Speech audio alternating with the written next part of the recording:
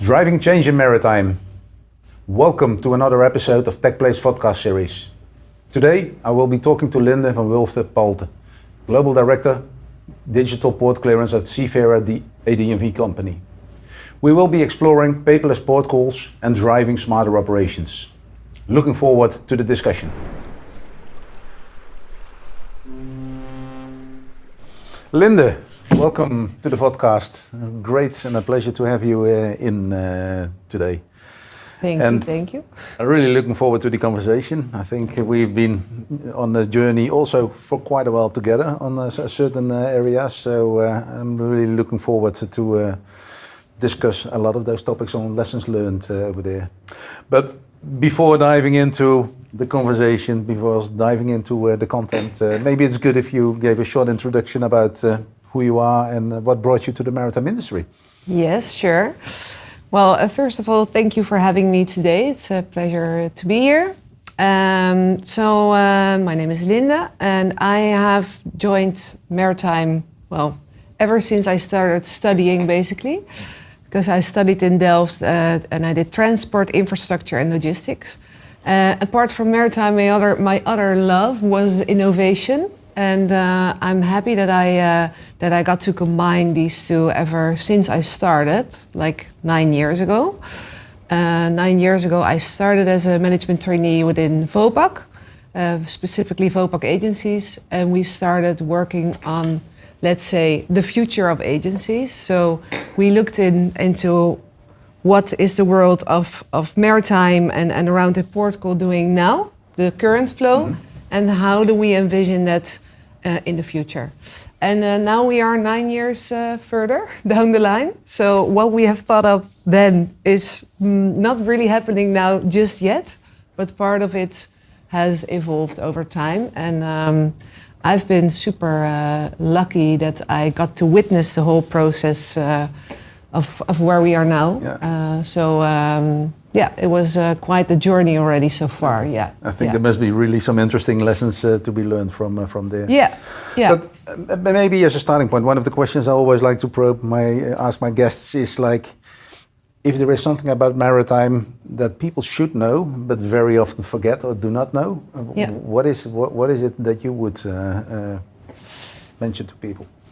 Yeah, I think if I talk with people outside of maritime, still a very simple but surprising fact is that 90% of the world trade goes overseas, and still, much of that is fueled by email, papers, and so email attachment, faxes even, and paper forms. So if we look specifically into a port call, there is about 25 administrative forms that need to be entered by a captain, still, basically form by form. So I think that's an indication of where we are now, as opposed to other industries which are far more advanced when it comes to digital systems. Okay. Yeah. And why is this happening? Any explanation for that? Yes, I think maritime is quite risk averse, and in that sense, reliability still beats speed. So if you move to digital, then you have to be spot on and you have to be doing it right. And I think that is still a challenge to change behavior on the different levels within the industry. Yeah, basically what we learned from that is that we started out with these big visions, and we actually concluded that is just too big to go in one. So you see initiatives that involve multiple ecosystem stakeholders to succeed it. And then again, the question is, if you look at these individual participants, what is actually the value that we create for each individual stakeholder? And that now is somewhat sometimes hard to really crack, basically. Which makes it super interesting, which makes it also challenging, which makes it fun to work in as well. Yeah. So the collaboration, it is needed, but yet there are a lot of different drivers that are Yeah. maybe even conflicting or not aligned very well. Is that the right way to say it? Yes, definitely. I think every stakeholder has a different perspective when it comes to what's your benefits. Like a captain wants to have enough rest and a safe voyage, while as for terminals, it's more about berth utilization. Yeah, so it's different perspectives when it comes to adopting a digital solution, specifically in the field of port co-optimization in that sense also. And for that you need transparency and collaboration. And now I think more and more people are opening up. But it's also like we are waiting for this super huge standardization or solution that would just like layer on top of the whole the whole maritime chain. And then that will just magically digitize it. That's just never going to happen. So I'm more into taking small steps and proving value along the way, building trust, and then adoption will follow. Yeah, So, I really can relate to that part. I think from my perspective, it is like if you bring value to people and you make it visible where there is value and you actually enable them also to consume that value or to I think even making it visible already a starting point for people to say, okay, there is value. Let's see if we can explore it. Yeah. But yeah, it needs to be concrete. It needs to be tangible. It needs to be achievable. I think that is one of the things that I've seen over in the industry is like ideas are just too big, and if one person drops out, the system doesn't work. And I think that is very. Yeah, it's complicating. Yeah, and I think also when it comes to value creation, there is, and also, let's say, the challenge in adopting change, it's different for each level. So we are now really focused on the captain and unburdening the captain, and we do so by really also positioning ourselves as a service for the captain. So the captain just needs to fill in a few things and we take care of the rest. But we see that if we are on top of the captain, there's different profiles. There's captains that they want to move, that also like that things to be more digital. And there's captains that are just a bit more skeptical. Mm-hmm. I mean, it's still a conservative industry. You don't change that. Like, how do you say that properly? Like that conservative processes that have been there for centuries, you don't change it with a cool app overnight. No. So we are really focusing on the user and having a vessel first approach in that. And then if you look into more the ecosystem layer, there it's more about, okay, how do we adopt as an ecosystem? So where is the value and how can we maybe look into creating more value? How can we maybe look into incentivizing, adopting new ways of working? And I think that's also something to really consider. It's different angles. And even nowadays, there's also the angle of IT departments, because ship owners are also more and more advanced in how they approach that. And cybersecurity is a super important topic. So that's the third layer which we need to tackle when it comes to adopting a new way of working. Yeah. No, I think that I think also, well, we know one another a while, and you started off also, and I think that the blockchain, that was one of the technology that was proving, and there was a big promise. Yeah. It didn't evolve, but maybe it's good to reflect a bit on what happened over there. Why didn't it evolve in what everyone was seeing, what the value that people were expecting, and see how that actually evolved where you are right now. Yeah, so that was actually a really cool project. That was still in the time when we were experimenting and learning a lot in what works in the industry and what not. And there's this one specific document there's just one truth. Guys, why can't we just agree on the time and the event that happens? Because there's always one truth, right? Yeah. But when it comes to statement of facts, there is, I don't know, like 5, 8, 10 different documents, and it's a very important document for when it comes down to calculating demurrage at the end. So we said, okay, this can be done way smarter and smoother by using blockchain. So that was the time when we all were like, wowed by blockchain as we are now more wowed by AI. Yeah. So we actually developed that, but then we really, like every protocol is different. There's a different terminal, there's a different agents, sometimes there's even multiple agents, multiple terminals. And if you really want it to succeed, you need to have everyone on board before you go. So that's just a very, very, very huge task of adopting. You can identify a ship owner, for example, to do a pilot with, but then it involves easily 10 other stakeholders by doing 1 or 2 protocols. So, and then also it came down to what is then the business case and where is the value? And I think the value creation part, it's super important to not, let's say, go over that too fast because we believe in technology or that it might be a more reliable way of communicating, a more easier way of communicating. You are still asking people to change their behavior. Like nowadays, for example, in the Digital Corridor initiative that we also participate, we expect participants to also maybe do a bit of a double work or it's pilots. So there should be it should be clear what we are all doing it for. Yeah. And I think that, especially with blockchain, that was really not the time. Yeah. And there is also this thing happening in maritime. We agree to disagree. Even on the statement of facts, you will have notices. I do not agree, and then it's someone else has to sort it out later on in the contractual agreements and the demurrage calculations. And we agree to disagree, or I do not sign. So that is complicated. And maybe that's also just important that we keep it that way in some situations. I mean, it's still a human-centered business also in that sense, but yeah. But I think the most important lessons for us there was, okay, if we look at all the ideas that we have, let's just look into what is an actual problem that we can now solve and then work towards a more ecosystem-wide solution. And that was really the problem that the captain has on board. Yeah. And that comes with all the administrative work that is even ever growing,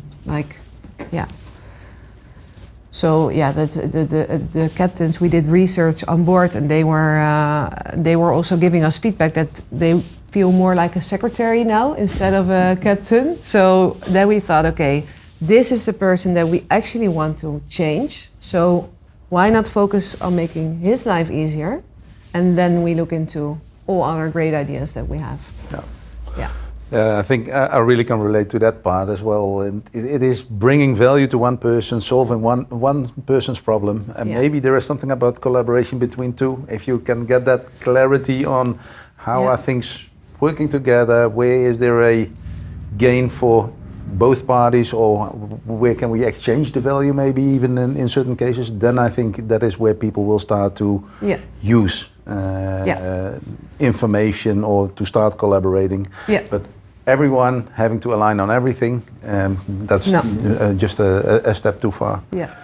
But now DICE, but I was saying CFARER, maybe you can share a bit about that part of the journey? Yes, definitely. So DICE feels a bit like my baby. I have 2 other babies, but this is my maritime baby that I've been with ever since. So there was the pre-phase of all the explorative phase, and then we started actually developing a product. And from building a successful product, we stepped into the phase. Okay, then we're going to build a business around this now, which was DICE back in the days. We had only one shareholder, Vopak.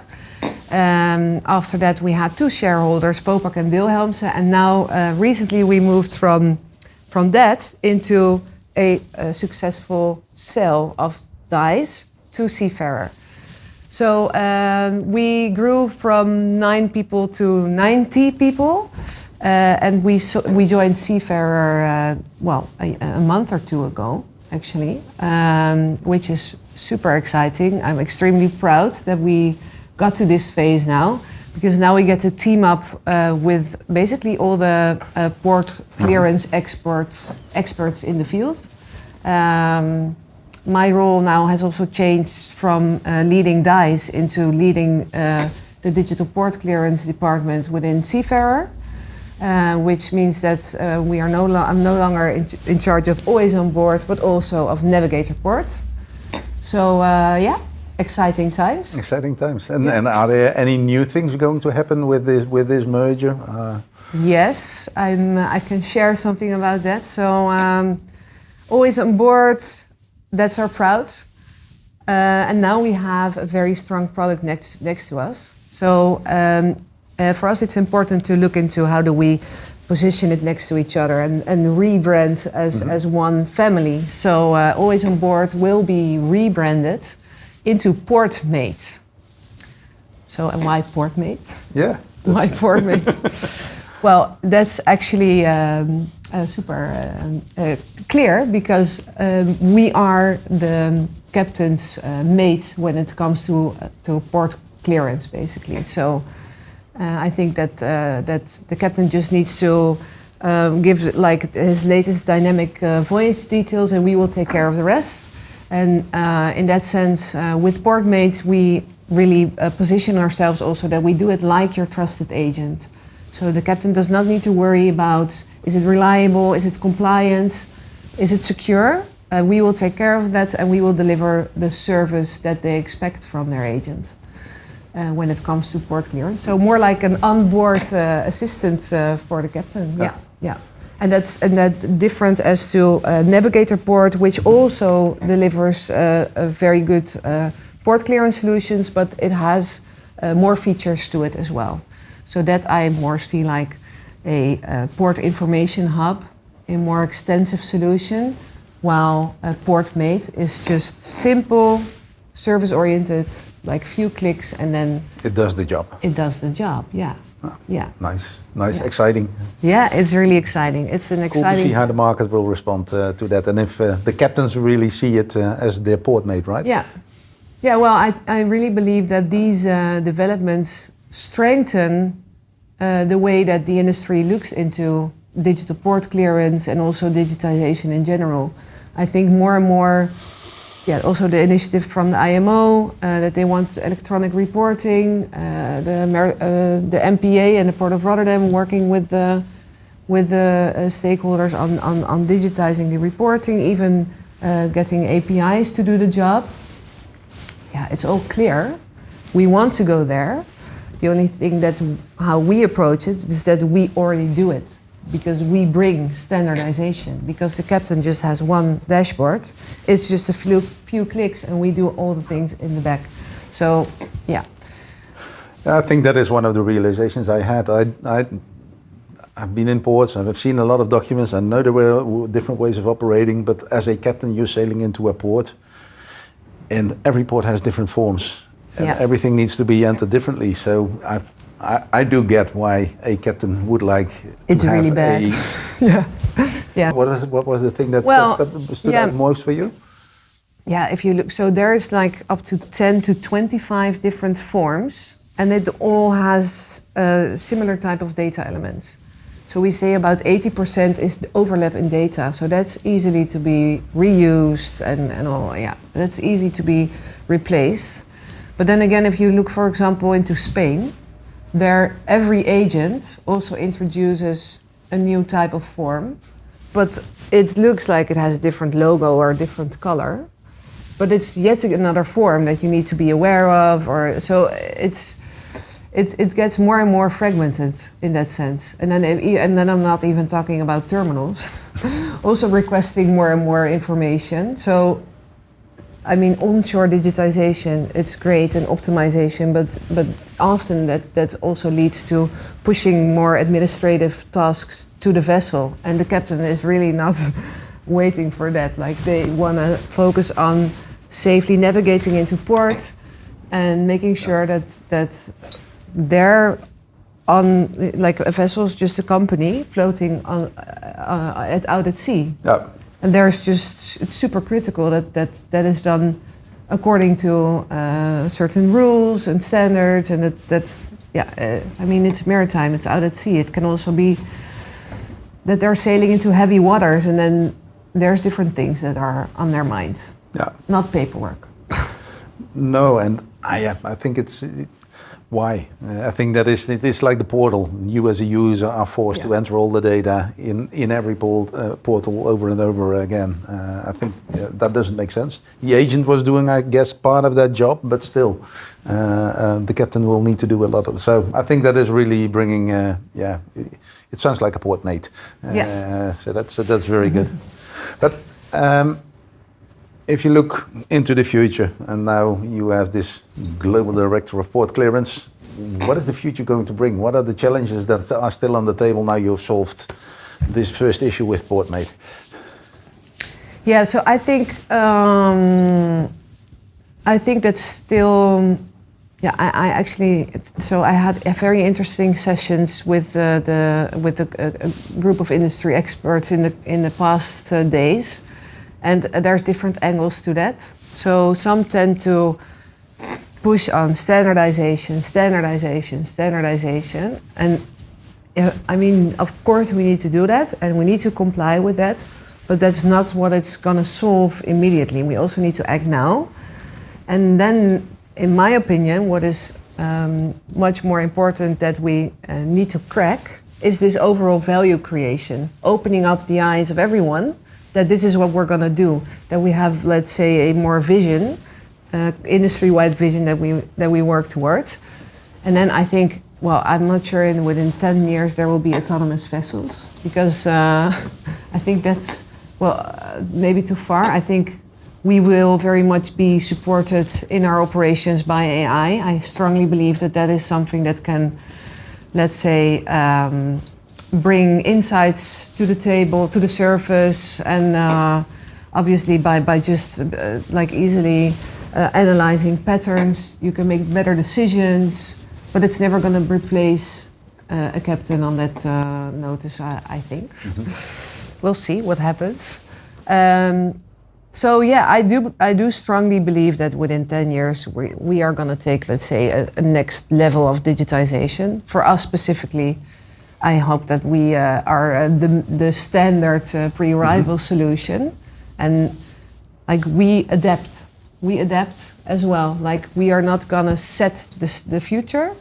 We are moving with what is needed from regulatory bodies, from our users, and we want to deliver value in a sense that we connect and we digitize. It's as simple as that. So no, yeah. I thought I heard something like the big vision coming again, but it is navigating actually. Well, yeah, obviously, yeah. I think, yeah.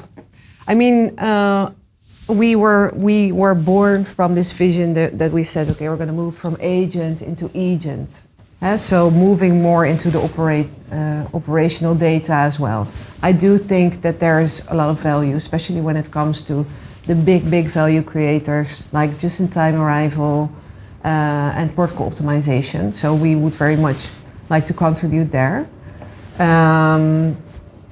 But yet again, I'm not going to claim that we are the ones that are going to bring that. Mm-hmm. But it makes sense to move into that direction. But also what I've realized in the past years of doing this, in year one we said, by the end of the year, we have the top 500 ports available in our application. And yeah, it's going to be easy, right? It's not. It's not an easy ride. Yeah. So we also have to be realistic. Yeah. The devil is in the detail. Yeah. Every port. If you've seen one port, seen one port. I think that you can relate to that one. Yeah. So yeah. Yeah, that's interesting. So the other interesting topic you brought to the table is like security. Oh yeah. Well, I'm interested in a vessel is sailing into the port. There's a lot of value on board. It might even be dangerous goods. There's a lot of threat. A lot of things are happening in the world right now. What is your take as seafarer on that? How does security fit into that equation? Yeah, so I think when it comes to security, I would more from a seafarer perspective, as being a SaaS company, that cybersecurity is obviously a hot topic. We are also a DNV company, so it's non-negotiable to be a robust and secure solution. So And that's just something that we need to deliver, that we need to comply with, basically. And I think what we see there is that also IT departments and customers demand more from us. So and then it comes to how do you onboard your new systems? What is needed for that? How do you make sure that there's, let's say, something that fits the user's needs as well in that sense? But then again, you talk about adoption also, and how do you make sure that is nicely aligned? There's still some work there, but I think we're learning also on all the new perspectives that we get from the industry. But I do think it's super critical that topic is well paid attention to in that sense. Like you say, you don't want that information or to be broadcasted just out there. That might lead to situations which are not safe. Yeah. I think if you look at the approach that you have taken, you said like, I'm going to automate a port or support a captain in visiting one port, adding multiple ports to that. The other interesting initiatives which are taking place at this point in time is setting up all kinds of green corridors or digital corridors. What is your take on that perspective? Yeah. Well, I think that's super good. I think that's only a strong driver for that. What we are doing is that something that needs to be done. And we are participating also in these initiatives. I see great value in that. I mean, there's actually what it does is it only more and more supports digital solution providers to deliver their services. So also, in my opinion, it's in the future, it's no longer, is it going to be just via email or digital? In my opinion, in the future, it's just digital, but what is your flavor? Do you want to have a more service-oriented solution, go for port-based? Do you want to have a more feature-rich solution that gives you more insights and more information on guiding you into port? Then go for Navigator Port. So for me, it's actually really good that these initiatives are happening. And setting standards and all that. And at the same time, I also believe you can't standardize and automate it all. So we will always still be needed because we really take care of the captain in this regard. So, yeah. So thinking about that, what is the value proposition that a digital corridor is bringing? You started off with like value is the key driver. If you do not have the value, then it will be very hard to get adoption. So if we look to the green corridor or digital corridor initiatives, what is driving? What is the convincing or compelling argument? So I think the compelling argument is in a few years from now when we reach just-in-time arrival, because then and every port has different challenges. In Singapore, it's more about congestion, and in maybe like how you say vessels hovering around, creating space, making sure that it goes smooth. And in Rotterdam, it's maybe a slightly different angle for what the ports specifically are doing these digital initiatives. But we're talking about a corridor, so that means you have to have not only one end to end, but you have to have, let's say, all in between. And connecting port community systems via APIs is all. I think it gives. It does the same. It's in the same line as how we position ourselves. It gives less errors. It gives a more reliable solution. It unburdens the captain and the crew on board from administrative work. But these are all not yet industry-breaking criteria. It is when we reach, let's say, now we are building blocks, and eventually we will get to the top, and that is when we will really move to CO2 reduction and smooth just-in-time sailing from port to port. Like that should be over the ecosystem. So somewhere we do have the standards, which are creating a foundation that we know what language we are talking. Yeah. Next level is kind of the application layer where you decide on how to communicate or how can you exchange. Yeah, what is your flavor? How will you do it? And then thirdly, once you have that foundation in place, you actually can start in the decision making process and see like how can you leverage this in a smarter way. Yeah. Nice. And really drive these industry-wide value that's also super important. Yeah, which is more in the sustainability angle, I would say, and the optimization angle. But I also believe that you can never standardize each and every country and port and local regulatory into one standard. So we can make it easy. We can standardize up to maybe 50%. We'll see how far we get. If you already have the definitions in place, I think that's already. If you know what you're talking about, and then there are different ways to handling it, right? Yeah. And that shouldn't be too big of a problem. Cool. But yet again, we bring standardization already. So.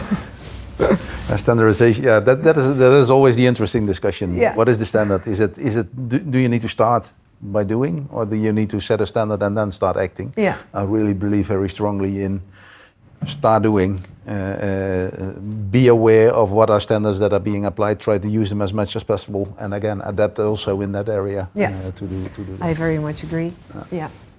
Cool, Linde. I really enjoyed the conversation. I would like to thank you. Any final thoughts that you want to share with the audience?